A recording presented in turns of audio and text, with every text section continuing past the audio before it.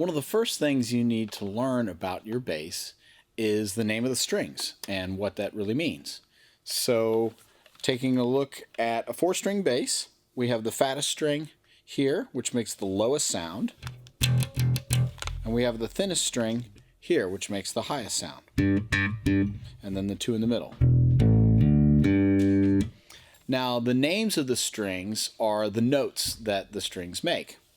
The lowest string, the lowest pitch string, the fattest string, makes an E. That's the name of the note that it plays. So the low string's an E. The next one, the next higher pitch, that's an A. Then the next higher one is a D. And the next higher one, the last one, is a G.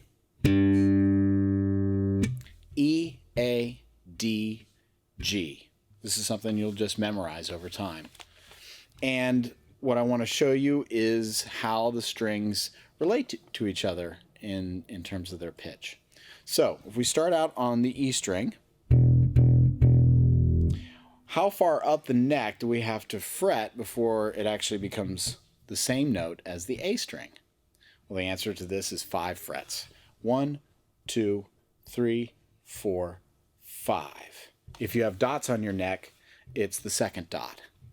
When you fret this note on the E string, it's the same note as the open A string. So that's the open string. This is the 5th fret of the E string. It's the same note. And this is the same for all the strings of the bass. So if I take the A string and I go up 5 frets, fret the note, pluck it, that's a D. There's the open string, fretted string. On the D, if I go up 5 frets, it's a G. And that's the same as the open G. So this comes in very handy when you're actually tuning the bass and using a tuner, because the names of the notes will pop up on the tuner, usually, to tell you what note you're actually tuning the string to. And you need to tune this to an E, this to an A, this to a D, and this to a G. It makes sense. Also, it's a good way of double checking your tuning. If you fret the 5th fret on the E string, it should be the same pitch as the open string. That way you know your bass is in relatively good tune. It's always a good idea to double check it with a tuner, and we'll show you how to do that in another lesson.